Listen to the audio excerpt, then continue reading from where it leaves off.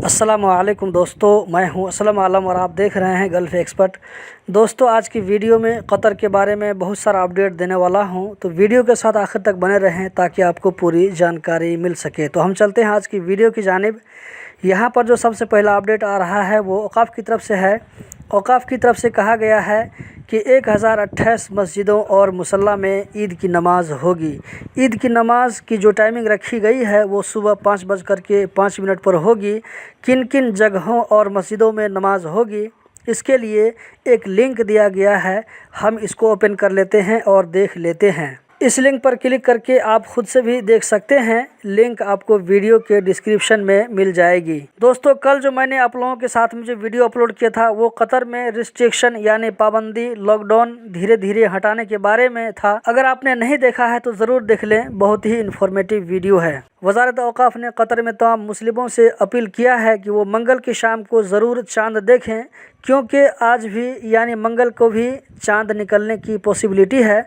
अगर चाँद निकल गया तो बुध को ईद होगी, वरना ज़्यादा उम्मीद है कि जुमरात को ईद होगी। इसके बाद जो दूसरा अपडेट आ रहा है, मिनिस्ट्री ऑफ इंटीरियर की जानिब से कहा गया है कि आजकल साइबर क्राइम बहुत बढ़ गया है, जिसे क्राइम ऑफ द टाइम कहा जाता है। इसके बारे में मिनिस्ट्री ऑफ इंटीरियर की जानिब से कहा गया है कि अननोन कॉल मैसेज पर ध्यान बिल्कुल मत दें, इसको ब्लॉक कर दें, इसका जवाब मत दें।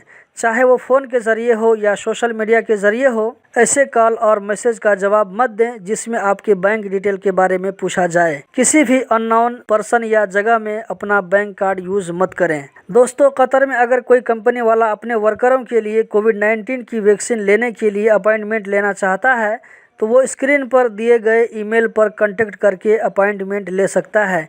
इस सर्विस से वो लोग फ़ायदा उठा सकते हैं जो सैलून, होटल, सुपरमार्केट या हॉस्पिटैलिटी फील्ड में काम करते हैं। तो उनकी कंपनी अपने बहुत सारे वर्करों के लिए एक साथ अपॉइंटमेंट ले सकती है, लेकिन ये काम सिर्फ कंपनी वाले कर सकते हैं, कोई इंडिविजुअल नहीं कर सकता। हमद जनरल हॉस्पिटल के मेडिकल डायरेक्टर डॉक्टर यूसुफ अल मुसलमानी ने कहा है कि उम्मीद है कि कोविड-19 की वैक्सीन कंपनियां जल्द ये ऐलान करेंगी कि वैक्सीन 9 महीना तक के लिए कारगर होगी, क्योंकि शुरू में इन कंपनियों ने 3 महीना तक के लिए ऐलान किया था, बाद में 6 महीना कर दिया। अब उम्मीद है कि 9 महीना तक के लिए कारगर होने का ऐलान करेंगी।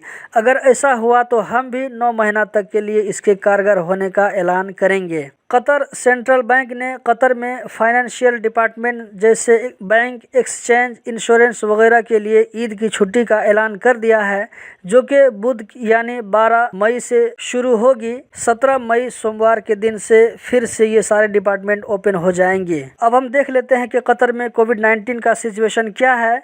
तो कतर में 10 मई को पिछले 24 घंटों में टोटल 397 कोरोना के नए केस रजिस्टर्ड हुए, 277 लोकल जबकि 120 बाहर से आने वालों में। पिछले 24 घंटों में 1022 लोग इस वायरस से रिकवर होकर अपने घरों को गए। 4 डेथ का केस भी सामने आया है। कतर में अभी तक टोटल 18,44,658 कोविड-19 की वैक्सीन लोगों को दी जा चुकी है। 49.6 एलिजिबल लोगों को वैक्सीन का कम से कम 1 डोज मिल चुका है। कतर में रहने वालों के लिए बड़ी अच्छी खबर है कि अब कोरोना का केस 900 से घटकर 400 के अंदर आ गया है। तो दोस्तों, यही थी आज की वीडियो। उम्मीद करता हूँ ज़रूर पसंद आई होगी। कतर के बारे में इसी तरह अपडेटेड रहने के लिए चैनल को सब्सक्राइब करें, वीडियो को लाइक करें। बहुत बहुत शुक्रिया।